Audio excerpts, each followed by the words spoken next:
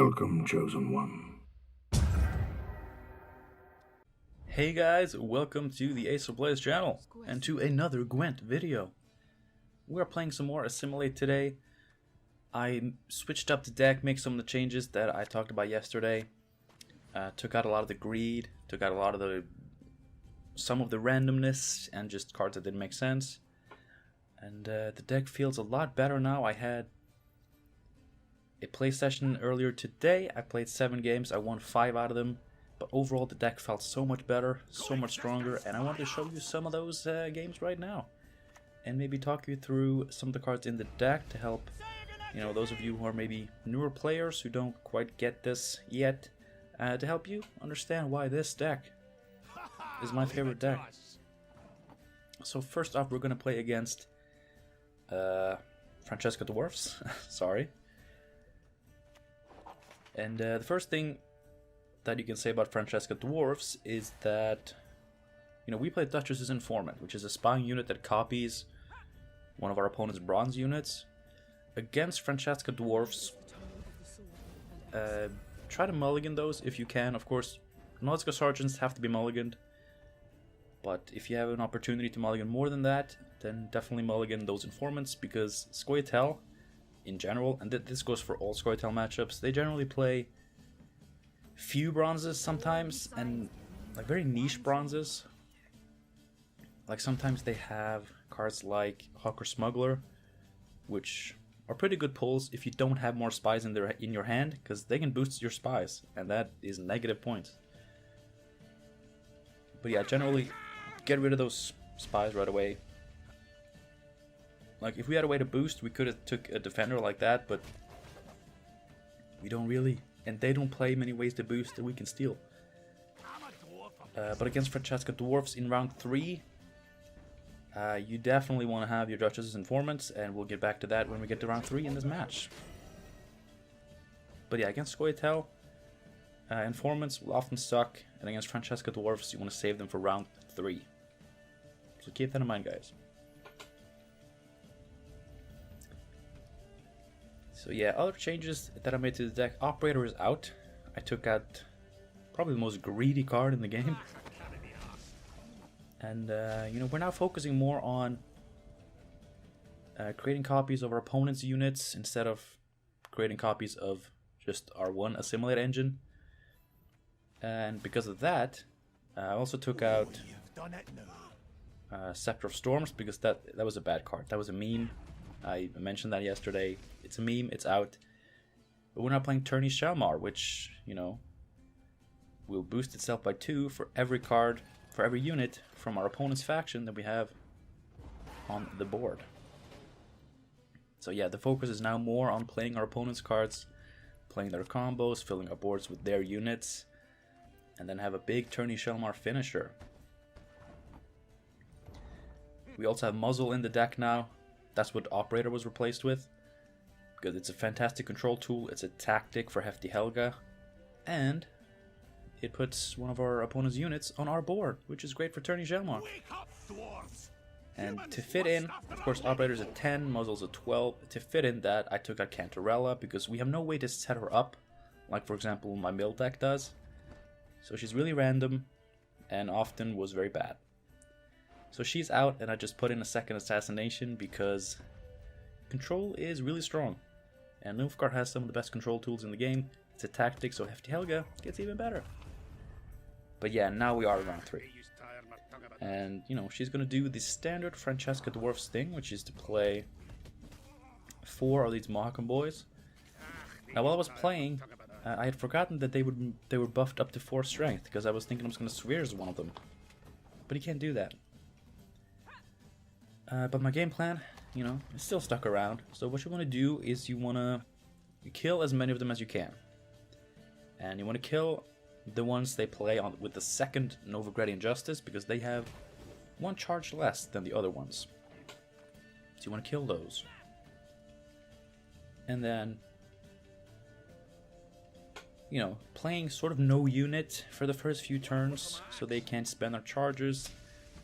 Inevitably they will play a dwarf, and you now have 3 charges on each, and you want to seize them. if we had had an Imperial Diviner in our hand, we could have actually unlocked this other mercenary, and that would have been really good, because our opponent is going really aggressive on the one that isn't locked to try to kill it. But see, now this is when the informants are good, because we want to replay all these dwarfs that they're playing so we can get chargers off of our boy. Scoia'tael generally can be very mixed. Like, sometimes you really want to copy their units. Like, if they play smugglers, I played against an Ithne that used smugglers. You want to steal the smugglers, and sometimes they have Rhyhead Dragoons to move them, but then you can steal the Rhyhead Dragoon to move it back. It's generally decently valuable. But we're going to play down Hefty Helga here to try to ping off the boosts off of that Mahagum Defender, because he's really pissing me off.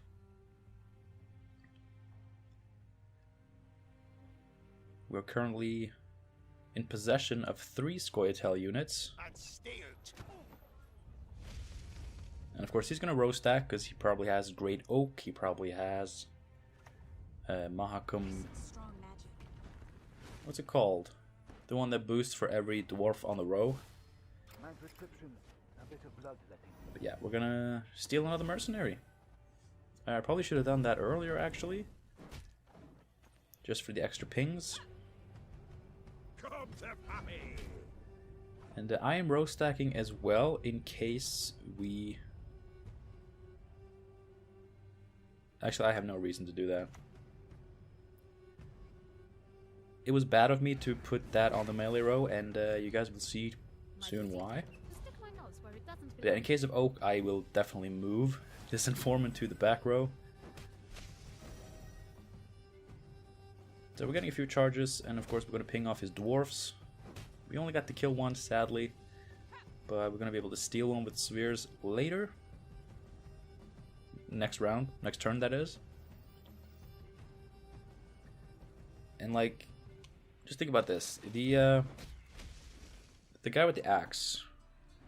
I'm really forgetting the names. But the skirmisher. They had to go on the melee row, right? And the mercenaries that we stole, they were on the melee row, so they ended up on the melee row.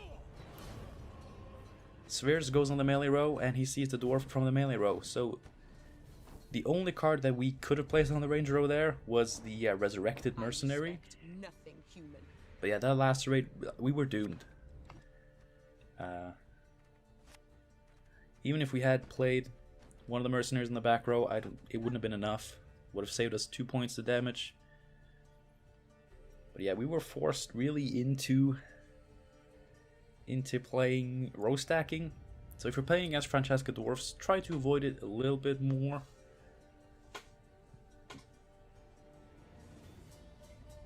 Because it's generally not worth it, maybe.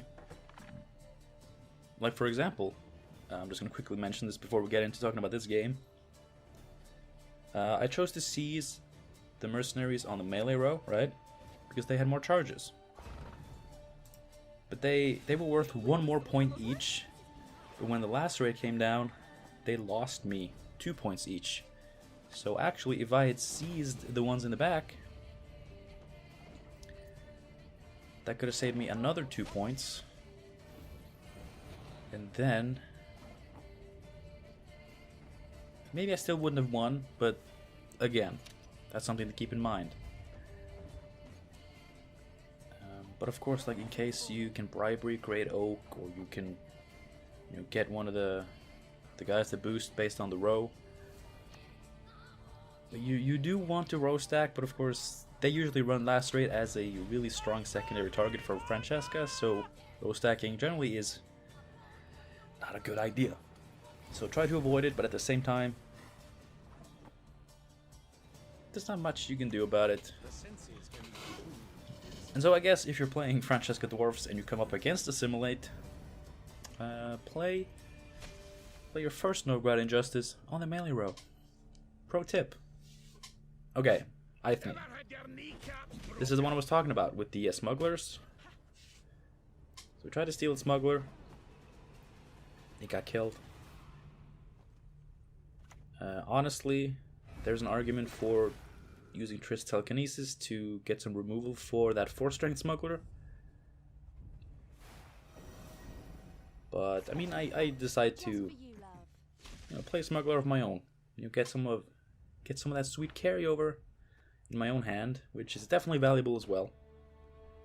I don't regret the play, but considering they probably benefit more from hand boosting, it probably would have been better to try to kill it.